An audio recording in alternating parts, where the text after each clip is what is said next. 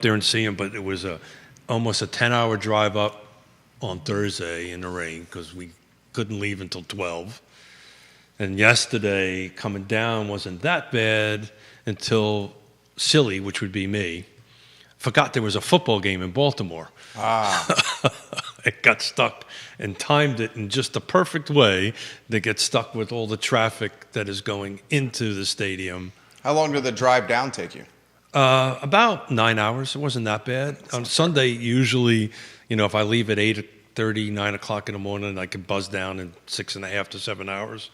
When you reach a certain age, you got to stop every couple hours, just, Totally got it. That's for the dog, not for me.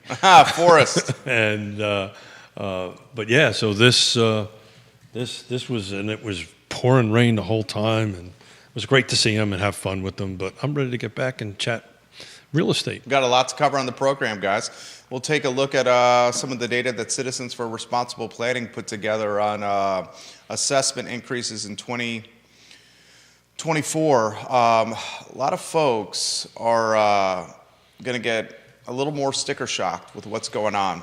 The really good one is the assessment increases in change by neighborhood over a 4-year period of time. That's pretty damn good information. I actually been looking the median assessment increase by 23 assessment and the price points. And to your point, the under 250 is getting hit with about 11% increase, and the as you work up in value, it decreases in percentage.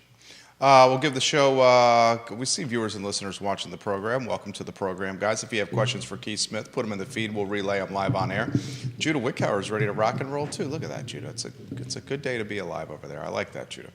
At my age, every day is a good day. Actually, everybody should be a good day. Any day above the mud is a good day. J-Dubs, we're in your hands, my friend. Quiet on the set.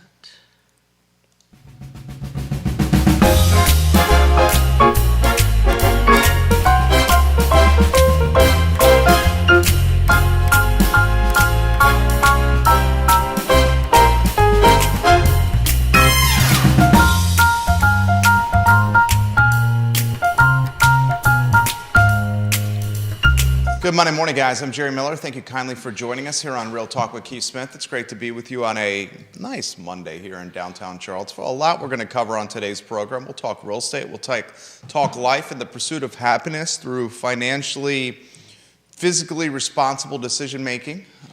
Today's program presented by Yes Realty Partners. Today's program presented by the supply chain of talented and trusted and reliable businesses in this community that you can count upon. Interstate Service Companies, a home's best friend, ISC.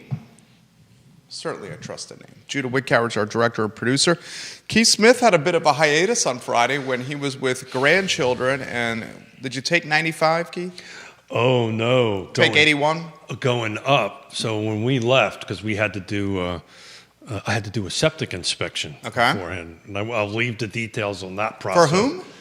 For our home we're closing in Mineral, and I needed to do meet the septic guy out there to do the septic inspection, which means you got to uncover the D-box and da-da-da-da-da-da. So I may or may not have been a bit dirty. Okay. Then I had to go home, clean up. So we didn't hit the road until 12:30, 1 o'clock in the afternoon. Okay.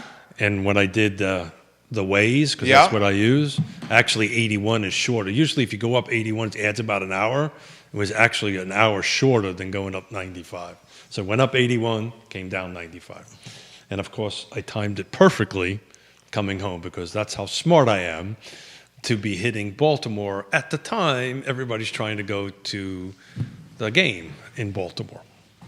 So there you go. It was fun. I enjoy hanging out with grandkids, and it's just a lot of fun, and but I'm glad to be back. I do love it here. I could not live up there. Oh, the hustle and bustle and the traffic, the congestion, the white knuckle driving, and that's an everyday life for the Northeast. On Saturday, took my granddaughter out to a diner because that's what you do. Okay. 2 miles away, took me about a half an hour, about 25, 26 minutes to pull out the driveway to pull into the diner. and it was just With your entire family? no. This was a grandpa granddaughter date. Oh, very And nice. we hung out there, and they made the Mickey Mouse pancakes. Yeah. And her and I hung out there for about an hour and a half and had a good time. Since I was driving there for 25 minutes there and back one way, I was going to spend time there. But we had a lot of fun. What'd you get for breakfast? Mickey Mouse pancakes. Oh, I thought that was for your granddaughter. No, that was for Keith Smith. Oh, no. She had bacon and eggs. She had the bacon I'm and sorry, eggs. I'm sorry. Judah Wickower gets a crack out of that, too. She had bacon and eggs. So, what do we want to chat about today? I literally rolled in hot last night, so today is open mic day. Huh? There you go, open mic day. But you wanted to chat a little bit about the raising of tax assessment. And as you were talking, I was just taking a look at the value changes year over year between 2022 and 2023, and see if they thrive with what you received. The Citizens, the nonprofit, the advocacy group, I should say, Citizens for Responsible Planning, put together a significant data package for us. They sent it our way. We highlighted it on Friday's program. They talked median assessments by grade, which is class of real estate. They talk median assessment increases by zoning. They talk median assessment increases by neighborhood. Just fantastic by price point. Fantastic data accumulated by the Citizens for Responsible Planning. Interestingly, the houses that are assessed below $250,000 just had a massive spike. So I'm trying to do this on the fly and figure out what the market value difference was, right? Because, assess is one thing, market is something else. Just a quick look at it, I didn't have a chance to do the percentages. 2022, this is everything. This was attached, detached, and condos. There was 568 transactions, units, homes sold. The median sales price was $429. 2023, that number was down to 401, which is a substantial drop. But the price increased to 459, so I'm trying to figure out quickly what the percentage difference was on that. But look, at the end of the day, this isn't a surprise. We expected assessments to go up. I think you're going to see assessments go up in all the jurisdictions. Interesting, Fulvana is not doing an assessment this year. So whatever your value is in Fulvana County right now is what your assessment's going to be going forward. This is going to be an interesting year in that particular county because, it'll be really interesting to follow the budget process, right? They're not going to be able to adjust their value number, their number that they times against, that one corner of this three-sided triangle on it. I suspect my taxes are going to go up. I suspect I'm going to be paying more cash this year because I won't be able to contest the value. I won't be able to do that to next year. Hope that makes sense. Yeah, that makes sense. The interesting category, the sub 250,000 assessed category, spikes by a shocking, 11%. Where all the other categories, 250 to 500 assessed category. And Judy, you can put median assessment increase by 2023 assessment on screen if you could. This is the one with the 11% spike for the sub 250. It's on screen. Viewers and listeners, take a look at this. It's interesting. I want to take a quick look at it here. It's interesting on how you can come up with that number because the volume is so low. So in 2023, the city of Charlottesville, only 23 units sold. There's very little inventory under $250,000. I'm just looking at what's sold. And so we said under 250, right? Yep, sub 250. Got it. It's making the affordable category less affordable. And remember, prior to the 2024 assessments being released, the 3 previous years had double-digit assessment increases year over year over year over year. So if you are in the city of Charlottesville and have a home that's under $250,000 and they are telling you that your assessments went up, what was it, 11%? 11%. You need to reach out to me and we need to go ahead and contest it because I just did quick difference between 2022 and 2023. Below 250, Yep. This is single family detached, which doesn't exist. Mm-hmm. condos or attached. So in 2023, the median sales price was 220. In 2022, it was 212. I'm pretty sure that's not 11%.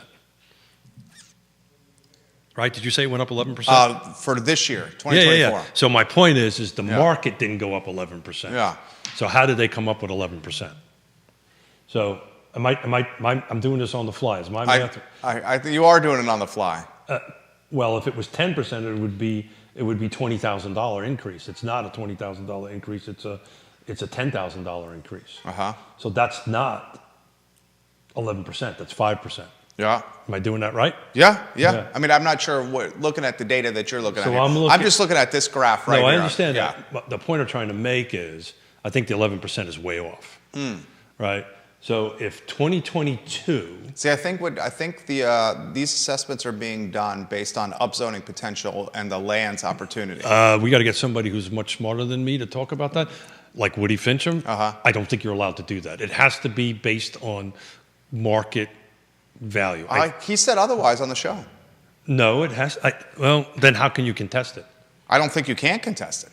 Well, I know you can. I think the assessments are based on what you can do with the land. Like if you knock down the house and you build something in its place. I wish Woody was here. I mean, we can ask him. Because I'm pretty sure he said on previous shows that's the case. Well, I know what I do this time of the year in jurisdictions. I've never done it in Charlottesville, but I do. Woody is watching. Good. I do it in. So Woody, would you do me a huge favor? Tell me if in the city of Charlottesville, assessments went up 11%. No. They didn't go up at 11%. In the sub $250,000 price point category, they went up 11%. The other categories of price point, for instance, 250 to 500 went up 5%. 500K to $1 million went up 4%. $1 million to $1.5 million, 4%. $1.5 million to 3%, and $2 million and above 3%. So let's stay at the 250. Yeah, right? Sub 250. Sub 250 went up 11%. Yeah. Median assessment increase. Yeah. And in 2022, the median sales price was 212, and that's everything. In 23, it was 220. Okay. That is not 11% spread. Yeah. So the question is, if I own a home, because upzoning was approved. The question for Woody is, if I own a home and they're going through reassessment, can I contest it? I mean, take a look at what happened on Chesapeake Street. It's Karen Kehoe's listing, who's coming in at $500,000. I mean, she's coming in at. But I understand that, Jerry, but it's not 250. She's coming in so if I own at 2x the assessment. So the question is, if I own a $250,000, just to pick a number, condo in the city of Charlottesville, right? And my tax assessment. Well, I wouldn't pick condo. I'd pick single family detached. I own a $250,000 piece of property. Yeah. In the city of Charlottesville that I live in, a residential piece of property. And they're telling me my assessment went up, my value went up 11%, and it really only went up year over year roughly 5%. Can I contest that? That's the question. I know in like Fluvanna and Greene and Nelson and even Albemarle County, I can contest it because I do it every year. Every year I have clients that call me and we go give the market data and contest it. I've done it on my personal house that do that. The question is, can we do it in the city of Charlottesville? I think the answer to that is yes. So Woody, a little help would be appreciative. Yeah, and I think I think he said this in the past. It's based on the upzoning of these parcels. That's what an appraisal changes the value. That's what his appraisal is based on, not the tax assessment. I think that by statute, this tax assessment has to be based on market value. Okay. But Woody will. Well, explain this. Why are Ludwig and Alan Kajin at Ix Park being assessed on the value of potential condos and multifamily on Ix Park as opposed to its current state? So I don't know that for fact. So if that's the case, that is the case. Yeah. Okay. Then Ix Park is being taxed and assessed as if they built condoed or apartment towers on there. Mm-hmm. And Ludwig and Allen challenged it and said, no, we have an art park here. We have these retail buildings. And did they win? No, they did not win. Yeah, I'm not familiar with that case. Yeah, they did not win that. Again, I know in Fluvanna In the other jurisdictions, I do this every year. I can contest it. I generally win because they're usually higher than what the market rate is. I did it on my personal home just last year. They had me at almost 600,000. I contested it, and they brought me down just below 500,000.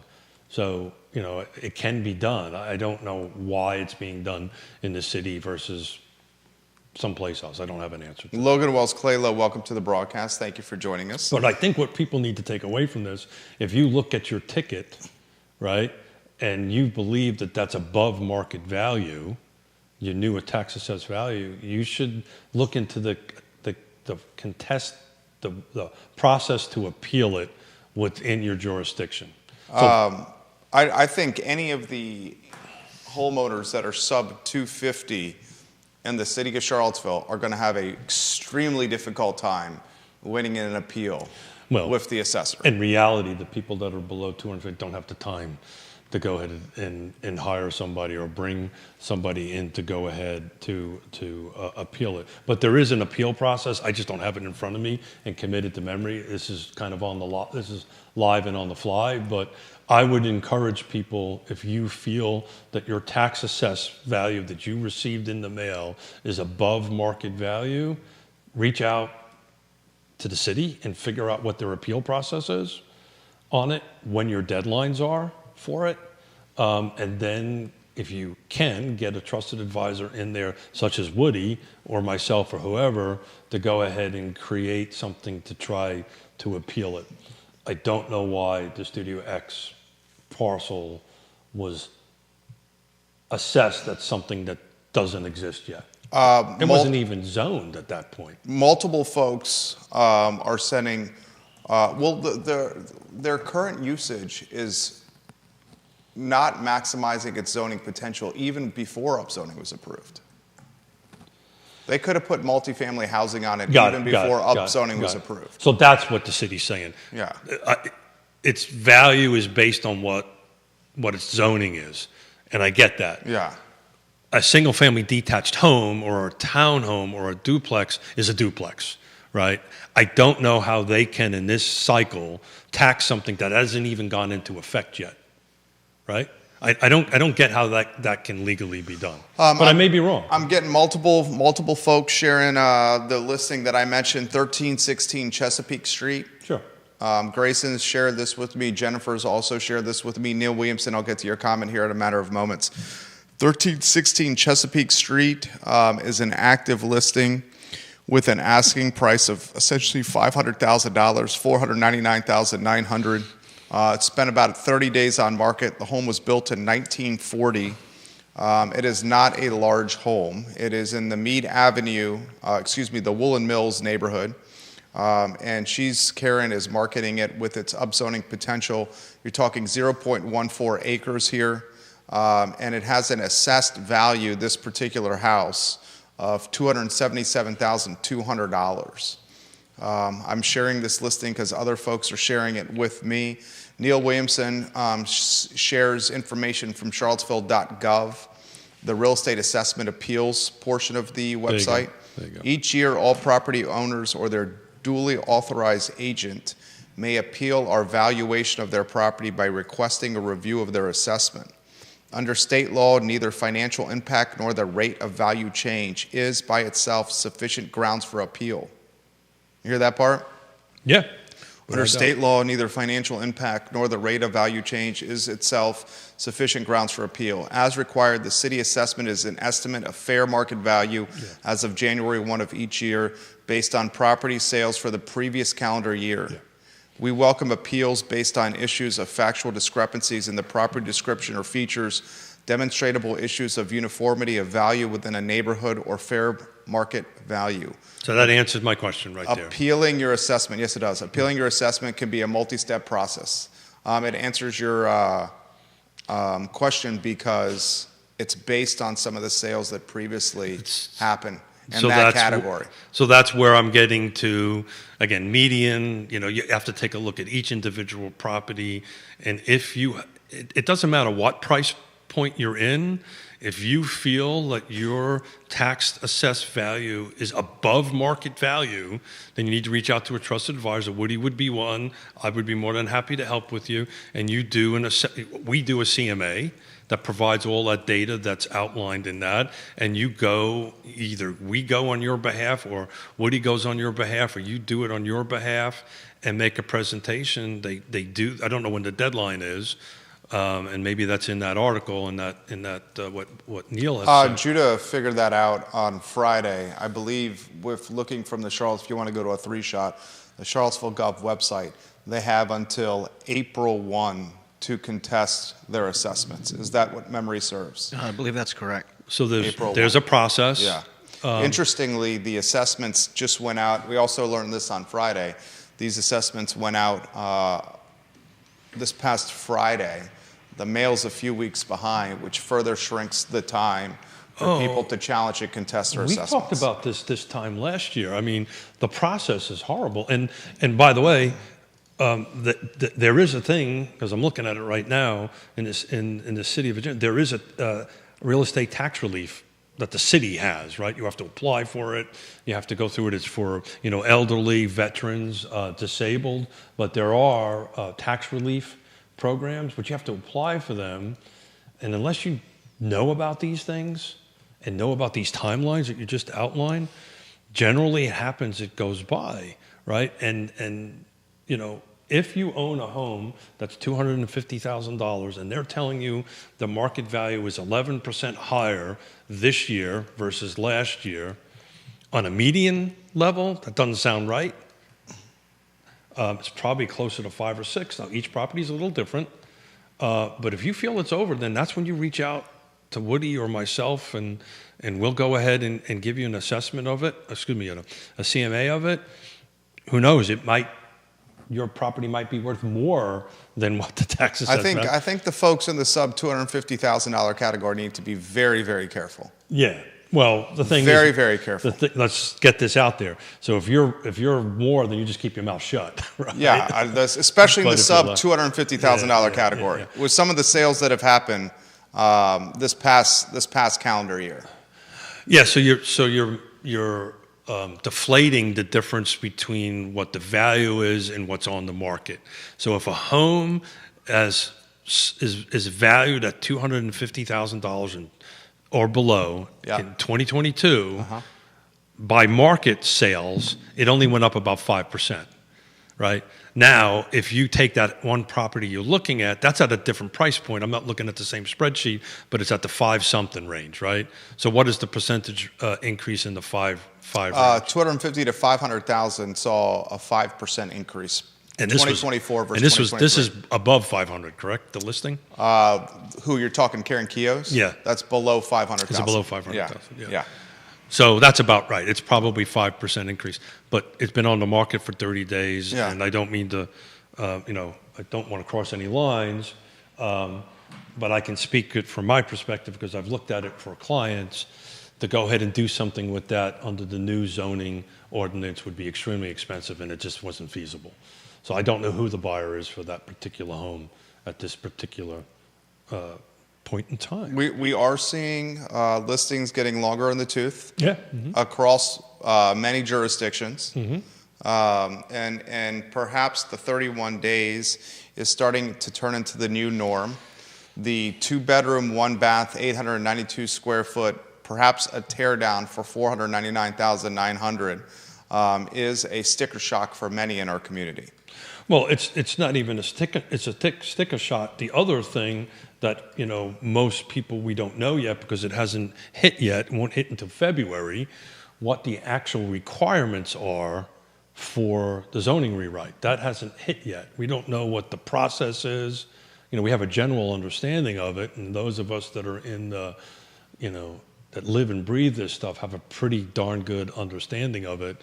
And look, I'll do an example. We'll come off of that particular piece of property. Something I'm personally looking at on it. It's on 10th and West, right? We're working on it for the land trust. We can put 6 units on there because of the affordable housing component. The sewer connection portion of that alone is making that project not feasible. The cost. How much does that cost? $25,000 a unit. And that's with the city giving us a discount on the connection fees. So it's $25,000 just to make the water and sewer connections, plus the bonding, plus the fee, which is about $1,800 per connection versus $12,000 if you're not for that. And by the time what it's going to cost us to acquire it, just to make the utility connections on it, it's just becoming not feasible. We'd have to bring so much subsidy to it. The math is just, we just can't do it. So that's what you're going to see a lot of. It's just the math just isn't working for that at the moment. And the price point on the acquisition, which I can't talk about, is like free in today's marketplace. And we still can't get the math to work. Angela Morbley watching the program. DJ, I think Morbley may be watching as well from Inspired Builders out in Culpeper. We appreciate your work. We love the social media content that you guys create. I think it's pretty impressive. Comments are coming in pretty fast and furious here. This one from North Downtown. Jerry, as you know, our neighborhood is getting quite costly, and we're very grateful that we were able to purchase this home some 15 years ago. We wouldn't be able to purchase the home now with the price point it is currently, but we did get it 15 years ago, and it's gradually risen ever since. From the assessment standpoint, our neighborhood is in the category of the 1 to 1.5 or the 1.5 to 2, depending on the house. And our homes are appreciating or increasing in assessments year over year over year over year. So basically over the last 4 years, in the neighborhood of 35 to 40%. Yeah. So North Downtown, 12 homes sold in the last 12 months. Say right around $1 million, right? It depends. The average is right around $1 million. We're pretty darn close. The high is 200. The low is right around $1 million on that end of it. The high is $2 million, you said? 1.950. 1.950. That's close enough to $2 million in my book. This North Downtown, that Lexington portion, guys, by the old Martha Jefferson Hospital, quite costly. We will get to CRHA's that is interesting. purchase of the building on the downtown mall. It's interesting. More units sold in North Downtown in 23. It's not a lot. Yeah. Than in 2022. So 2023, there was 12. In 2022, there was 5. Okay.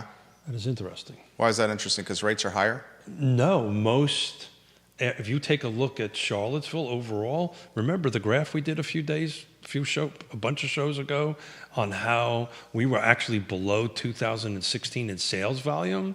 So I fully expected to see more sold in 2022 than 2023. And oh, by the way, the prices are on the high side 900, on the low side 700. Excuse me, on the median 700, this is 2022 numbers. On the median 700, on the high 900. But we had double the sales. I'm going to double check that one more time. We had double the sales, and I expected to see it lower. So we're at 5 in 2022 in North Downtown. That information is correct. Let's see what 2023 spits out. Rosemary Postel, welcome to the program. We love when you watch the show. Did you see CRHA? 12. Is looking to buy the building on the downtown mall, the home of the old Vita Nova? Yeah. The old Silverchair? Yep. Mm-hmm. You saw that? And I think what is that supposed to be for a permanent homeless shelter? Is that correct? No, that's you're thinking of the old community bike spot. Community bike spot. Avon and Levy. Correct. This is one on the actual downtown This is what mall. happens when you leave on Thursday. I see that. And I see don't that. And don't come back on until late at night. But it's interesting. 12 units. I would not have expected to see that. So actually in North Downtown, there was over double the amount of units to sell in 23. 12 sold. You ran on the high side of 2 million, on the low side of roughly 547. You're in the median in the high 7s and low 8s on that end of it. I would not have. That's one of those neighborhoods north downtown, like many in this area, where there's very little room for negotiation. You're coming in probably at full price, and you're going to have some significant competition, and you're probably going to lose to a cash buyer. I would have expected it to be less sales in 23 versus. Why? Because of the interest rates? No, just because the overall city has decreased substantially. So what that's telling me is The overall city has decreased substantially in sales in volume of number of sales. because of the golden handcuffs of interest rates. Of many different reasons. Yeah. But I fully expected all the neighborhoods to look at that. It goes back to my point where micro markets matter. I mean, that's a coveted neighborhood. Yeah, I mean, there you go. It's, and I'm just really curious out of the 12 that sold. That's I would say maybe one of the top 2 or 3 neighborhoods in the city. Yeah, I'm just curious on how many was cash. How many are cash on that? I'm working on that right now for you, sir. We need to talk about the. That's interesting. 3 were cash, 8 were conventional, and 1 was an ARM. So out of the 12, 8 were conventional, which is a 30-year fixed. 1 was an ARM, and 3 were cash. 25% were cash. 25% cash, which has kind of been holding true. Yeah, to market trends across. Do you want to touch on the purchase of that Silverchair building, CRHA? You're going to have to give me a quick education to it because I am not up to speed on it, but I will. We could save that one to another day. I will go through it. Just give me a high level. What are they looking to do with it? I mean, they're still trying to figure out what they want to do. Charlottesville Redevelopment and Housing Authority, Sean Tubbs has got excellent reporting on this of the Charlottesville Community Substack. The acquisition, $2.65 million for 310, 312 East Main Street. It's an office building. Very interesting purchase for CRHA to essentially get into the downtown mall space. Remember, CRHA is a housing authority, and purchasing an office building on the downtown mall is unique. So they're looking to convert office space into residential? I don't think so because of how narrow the building is. Yeah. And this was a great comment from Deep Throat. We'll talk about this, guys, in depth on the I Love Seville show. He says, so take a look at 310, 312 East Main Street. Simply no way that can be housing. It's 25 feet wide, 220 feet long. It has windows only on the front and back, so most of the floor space is windowless and a great distance from any egress of any kind. This is simply unusable as living space under any reasonable safety, health regime. It's not even clear how you make these decent offices. 25 feet wide floor plate where like 2/3 of it is not within shouting distance of a window. I'd have to do some research on it. I can pick it up on another show, but at the moment, based on that data, it doesn't sound like that's going to be residential. Nah, I don't think that's going to be residential. That's why a lot of folks have their antennas up. Like, why purchase this if you're CRHA? Interestingly, as well, the city is in the process of purchasing 2 buildings from CRHA on Levy and Avon for a potential homeless shelter. Sam Sanders caught some, I don't want to use flack, but maybe feedback from Belmontonians, and he walked back the shelter word. Still, the talk within City Hall and the talk around insider circles is the Avon and Levy purchase will be a shelter in Tony Belmont. It's over in the old bicycle. The Avon building is the old community bikes. That is correct. Yeah, correct. Yeah. I mean that's. I'm unfortunately stuttering here because I'm not read up on this, as you can tell. But I will get into it and read into it. I was busy having fun with grandkids this weekend. Absolutely. So comments are coming in fast and furious here. This one is on assessments. It would be challenging for anyone to win an assessment challenge, it would seem, with how prices are going in this market. And I understand they're 2 different things. Yeah. Well, no. So whoever wrote that would be right? So that's the flip side to this. But if you want to contest it, it would be helpful to reach out to a trusted advisor, and say, okay, well, what is the CMA on my piece of property? What is my current market value on my property? 9 times out of 10 in the city of Charlottesville, we just kind of went through it. You're going to be higher. The question is, how much higher, right? So we know, I think 250 and below is way out of whack.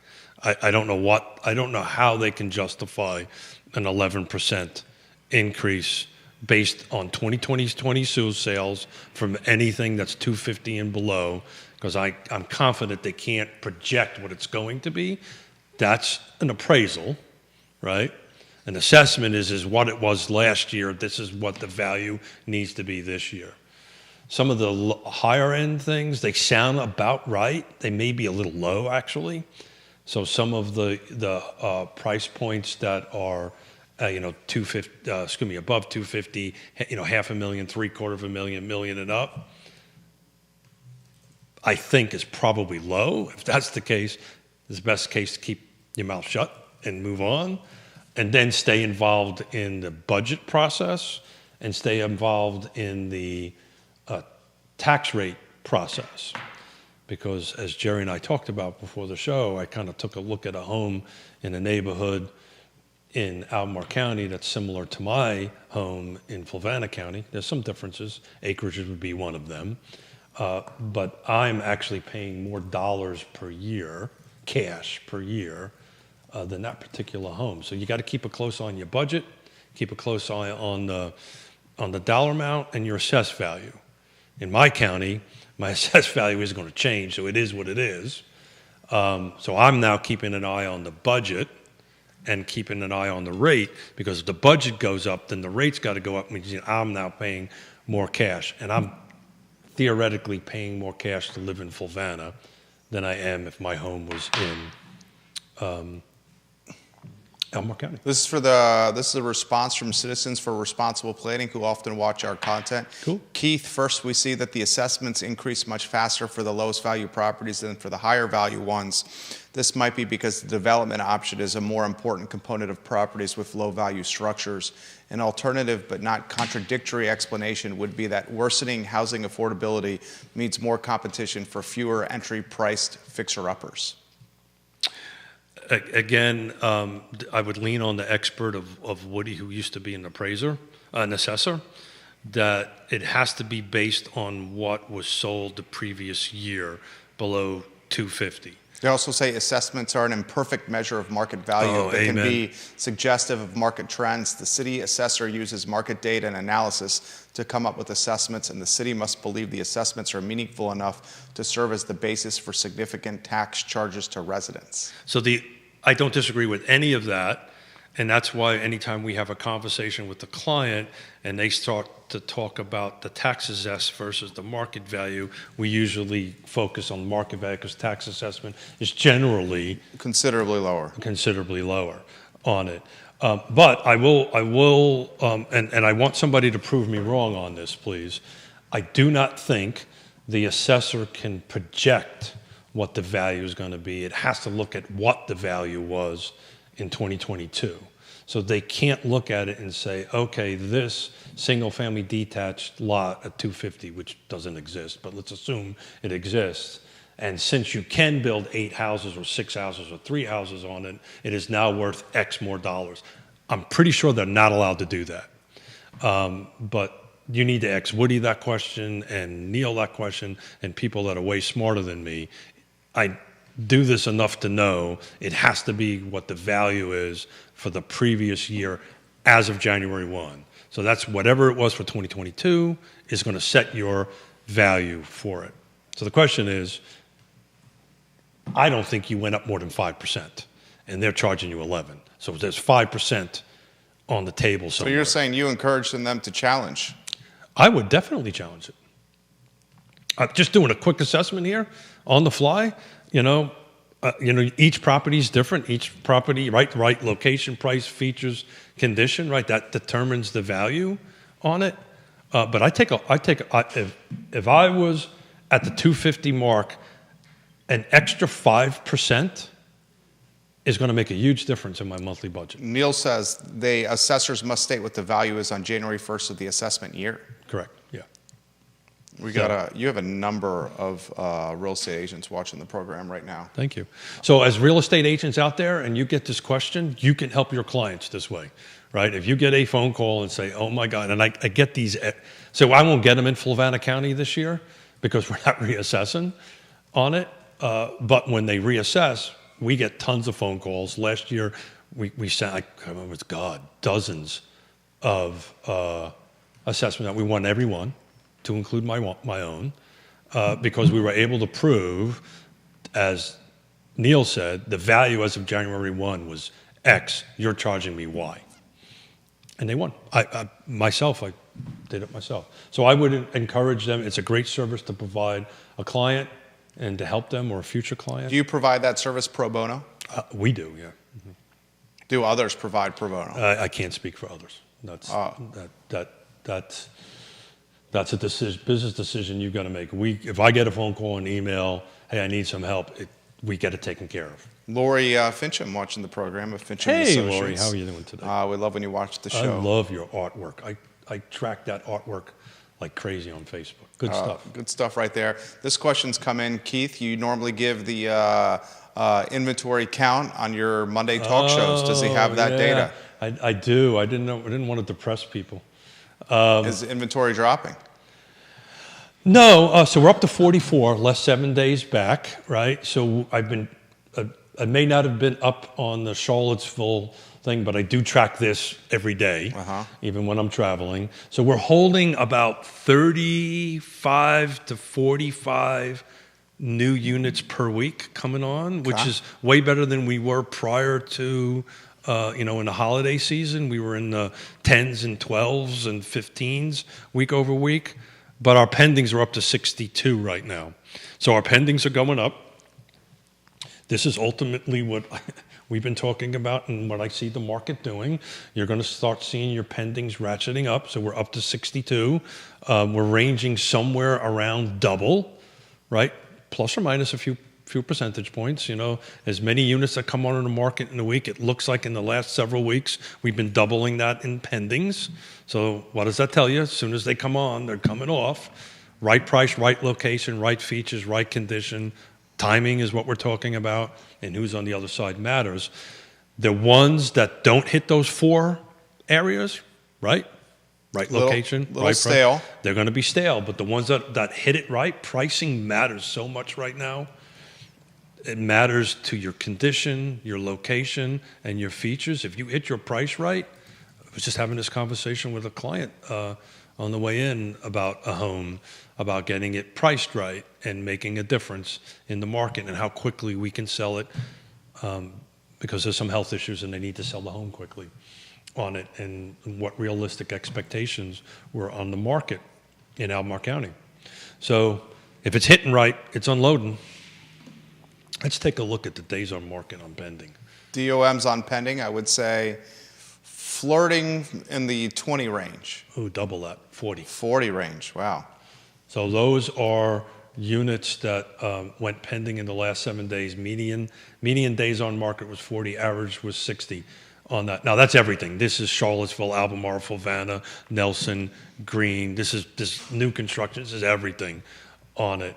Just out of curiosity, the last 7 days, hang on a second.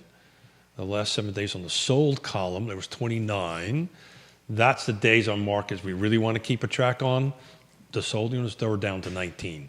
So we're not in single digits anymore, folks. We're in kind of getting to a more healthy, balanced number of days on market, which isn't bad.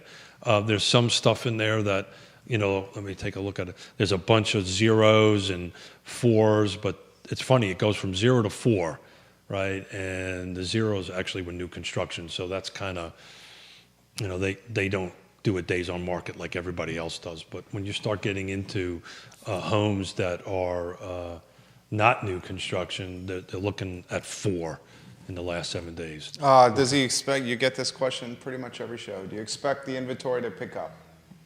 He does not. Yes, it is picking up. But it's going off at a very fast clip. Yeah, and what I did read this weekend was all the national data and the local data on the market, and that's what you're going to start seeing. There was a very interesting article that Inman put out, and I agree with it, that the spring market sprung on January 1. So we are in the spring market. It may not look like spring. Well, today kind of looks like spring. Today's not bad. Yeah. Yeah. Even Judah thought today was pretty nice, right? Not too Judith's cold? It's a little chilly in here, but when it's are you nice not? outside. It's, It's a thing, right? yeah. When is he not? It could be 75 degrees and he'd be chilly. So It's never going to be 75 degrees in here. At the end of the day, the same question that everybody asks that we go through, what is inventory going to pick up? The answer is yes. When was the best time to put a house on the market? It was yesterday.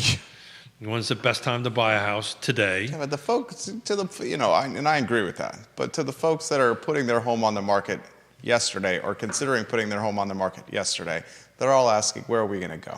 Yeah. And that's a fair question. And we talked about this in the December, January, November month, though. Those are if you were really gonna want to move, that was really the perfect time to put your house on the market because there was enough inventory. The inventory was a little sticky. Things weren't moving at that point in time. If you were right price, right location, right features, right conditions, it would have sold quickly regardless of the time of the year, and you would have had something, more inventory to pick from. You do, right? Back in those days, it was 12 or 15 units, if you remember the shows. It was ridiculous. Okay, we're now approaching 40 every 7 days. This question's for Keith. This is a good one. Thanks for the save. Yeah. No, you're doing a great job. This question's coming from the Forest Lakes area from Michael. And he says, what's this market most compared to from years or decades past for Keith? Oh. Is it even comparable? Took everybody out for dinner in Norwalk, Connecticut, to an Italian restaurant. How many people? It was the whole clan. So it was 4 adults and 3 very young people. And how much did that cost? Well, I paid the bill, and we'll just leave it at that. Okay. What's the total on that? To be honest, $250? To be honest with you, it was cheaper there than it would be here. Okay. Which struck me as odd. Okay. But in any event, I'm at dinner, and the wait person, we were talking about real estate because that's what we do. Mm-hmm. And the wait person all of a sudden started asking me about real estate in Connecticut. The reason I brought that up was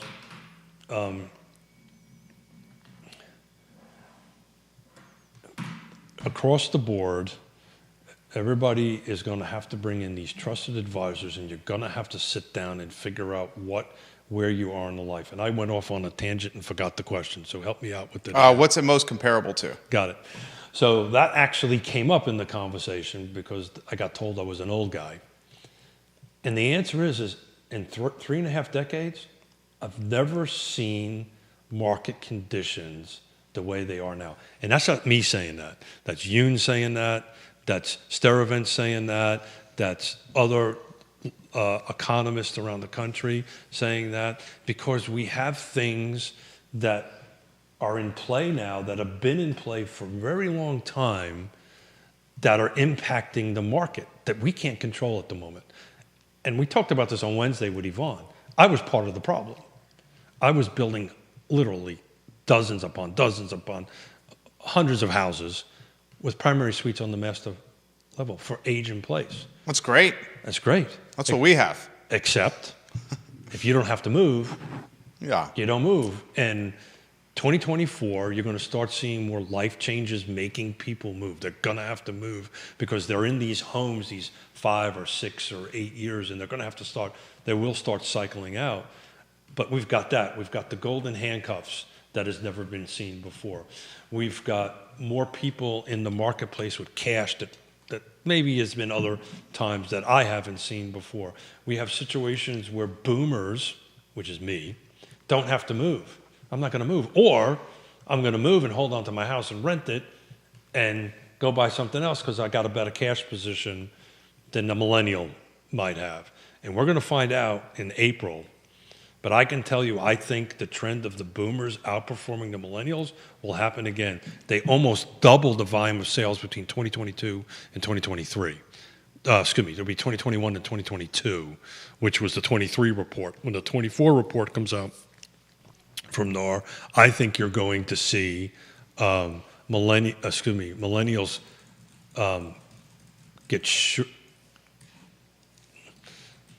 take it on. Not do well. Yeah. Well, aren't they already? Isn't that already happening to them? It's going to get worse.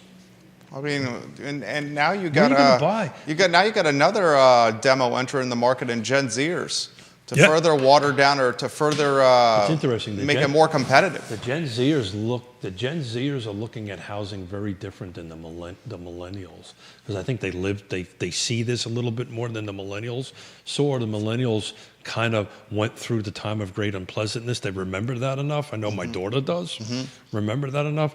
The Gen Zers are kind of past that a little bit. They were too young to really remember that. Now they're remembering the unicorn years, right? And but they're saving a ton of cash that by historical standards, supposedly, according to what I read, they're saving a lot of cash. They're preparing to bring cash to the table for down payments on it. But it's, we had this conversation with Yvonne, you know, it's why I spend so much time. I'm happy to report we're doing our first land trust project in Fulvana County. Congratulations. Thank you to Maggie Gunnels. A lot of hard work. Thank you to Kyle In Lake Miller. Monticello. In Lake Monticello. I wish I could do more, but we're going to do one over there. We're buying it for $250 and we're selling it for $200,000, and we're going to hit a 60% AMI buyer. But where the heck does the $15 to $20 an hour worker go, right? I mean, City of Charlottesville's pushing them out even more with these kind of assessment increases. After 3 straight years of You're not double going to see digits. it in Lake Monticello either. You'll see it on this one house. That's one out of 4,400, and that was, you know, we're doing our very best. I'm actually making a presentation to Fulvana County Board of Supervisors, not asking them for money. I just want to let them know what we're doing in the county as a county resident, to let you know there is an option out there to, if we can get more cash, we can help more people. But yeah. Does the county want it? Oh, as long as I'm not asking for money, they don't care. They don't care? There you go. They'll listen. They'll listen to me. And you have some supervisors coming on the show. We do. It's Supervisor Tony O'Brien, thank you, and Chris Fairchild, and I believe it's on the 9th. 9th of February. The 9th of On February. Real Talk with Keith Smith. That's it. big time. Yeah, you know, we're yes, correct, on the 9th. We're going to talk about taxes. We're going to talk about the assessed values, which are staying stable there. How's the budget season going, which is nutty right now, and where things are going to shake out, and where are the service worker or the teachers and all that stuff going to live. I think they're slowly, unfortunately, being gentrified out of this community, which is very unfortunate. We will talk about those that are asking about the CRHA and the Silver Chair building on the downtown mall. That will come up at 12:30. Yeah, I'm unfortunately not read in on that. No problem. No problem at all. You spent some fantastic time, quality time with your family and your grandchildren in Connecticut over the weekend. That's extremely more important than what, a $2.65 million acquisition of a building on the downtown mall that's been on the market for a considerable period of time. A lot of people are wondering, why would a redevelopment and housing authority purchase something on the downtown mall? I'm not in the room on that and can't shed any light. I guess the only logical thing would be some kind of headquarters of some kind of like Well, it could be off, but office headquarters, yeah. But wasn't there a mention on the feed that wouldn't even work? 25 feet's awfully narrow. Yeah, that's and it's in its current state. It's in, this is the old Vita Nova spot, guys, and it's in its current state. It's needs massive renovation. And it's not even set up. It has a for us. restaurant in the. It used to be basement. the location of Henry's And restaurant. Way back when, there was I can't remember the name of it. When we first got here, it was probably the best Italian restaurant at the time. Wow. Was in the basement. 25 feet wide, 220 feet long. Yeah. To go back to this Lake Monticello and 60% AMI. So right now, just to put it in perspective, 60% AMI for a one-person household is they make $46,620. So that would be the cap that they would make to hit the Per household. Correct, for a household. The cap, that's for one person. As it goes up to two-person, that number's 53,280.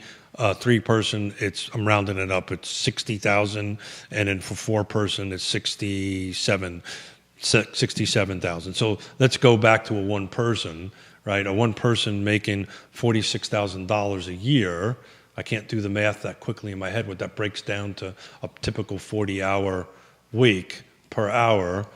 But, I know entry-level teachers do not make, or they make that much or pretty darn close to that. I think entry level might be below that. Yeah. Yeah. So even... Entry level with a master's is below that. Yeah, so, even a single teacher, we're going to struggle with trying to get into a $200,000 house. And an entry level a teacher with a master's degree is perhaps likely bearing the costs of student loan debt as well. Correct, which I believe they take 50% of that, but you're 100% right. So it's back to it, right? Boomers controlling the market, right? Golden handcuffs, people using their homes as rental units, which, if you could do it, makes absolute sense. Certain buyers are indebted with student debt that can't move. Highest time of credit card debt in American history. All right, that. And, it's just, we're not building enough. There's no such an animal as a starter home community anymore. Yeah, and it's hard for a builder to even do a starter home. Yeah, you can't. Doesn't even pencil out. I was having a conversation on the way home with two jurisdictions board of supervisors with that exact conversation. Yeah, doesn't even pencil out. How do you get to do that? And then the builder's also getting a little nervous about multifamily. Well, I've been talking about it for a while. Multifamily is sticky nationwide. I don't think here. No, I don't think here. It's sticky nationwide. We talk on Friday's show about a new one-bedroom apartment coming to a market in, was it Stonefield Commons, Judah? If we go on a 3-shot, I think it was Stonefield Commons. That new building, the building back there. This was on the Friday edition of the I Love Seville show. $1,943 a month for a one-bedroom? Yeah. With some fans outside the studio door looking in. $1,943 a month. Yeah, I've got the layout for that still. Yeah, I mean, you put it on screen. You're talking about right over the city line in Stonefield, a one-bedroom, $2,000 a month. And guess what? That's going to rent all day, every day, twice on Sunday. Twice on Sundays. Yeah, yeah. They can walk to... Judah basically told me, Jerry, your condo at the Villas at Southern Ridge is priced too low. Raise the rent. That's what Judah just said on Friday's program. That's what you said, Judah? Good for you, buddy. Yeah. Judah's getting very capitalistic over there. Yeah. It was the two-bedroom. Wasn't the two-bedroom $2,043 a month for the two-bedroom at Stonefield Commons? Could be. Yeah, it's overall, nationwide, multifamily is going to probably hit a timeout. Charlottesville City, not so much. Well, it will. I think Charlottesville City, the folks that are getting priced out of purchasing for homes are getting it will impact stuck in 12-month rental. It will impact the nationwide slowdown will impact Charlottesville and Albemarle area.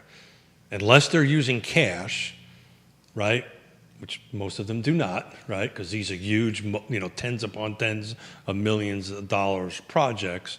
They're borrowing money. Mm-hmm. And you're going to start, I've already, commercial lenders that I know are already starting to twist the faucet off because they don't want any more of this on their inventory. They don't want it on their books because it's more of a national thing. And what happens nationally in that marketplace does impact us here. Mm-hmm. It does not happen with single-family attached or detached or something. What's happening nationwide, and next show when we have a time, I've actually got some nationwide trends versus local trends on how we're doing about days on market and price points and stuff like that. And you'll see that we're way below as far as things like days on market and inventory goes. It's good to have Keith Smith back in the saddle. What's your plan for Wednesday, Friday? Look, I was planning Keith and Jerry for the week. Fantastic. If you're okay with Absolutely. that. Yeah, I think we'll wrap up the month and kick off, I guess, the beginning of next month. Just the two of us at the moment. I kind of enjoy just you and I, and we're going to go ahead and do that. I'll be a little bit better prepared on Wednesday. I was hanging out with grandkids, if that's my excuse. That's very important. Keith Smith, guys, Yes Realty Partners, his website, realtalkwithkeithsmith.com, where all the shows are archived. Click the Partners tab of Real Talk with Keith Smith, and you can find vetted partners in real estate that he has personally vetted and trusts and suggest that you support when you need something housing related? Just to wrap it up, if you're in the city of Charlottesville and you think your tax assessment is way over market value, reach out to a trusted advisor, a real estate agent, Woody Fincham. You can surely reach out to me, and we can do a quick CMA back of the envelope. Say, look, it's right, it's wrong, and if they are charging you more than what your property is worth, you should contest it. There you go. Well, sage advice from Keith Smith. Judah Wickower, the director. I'm Jerry Miller. The I Love CVille show is up at 12:30 with a lot to cover, as we normally do, over a weekend in Charlottesville and Central Virginia. For Keith, Judah, my name is Jerry, and thank you for joining us on Real Talk with Keith Smith. So long. Bye-bye. Nicely done.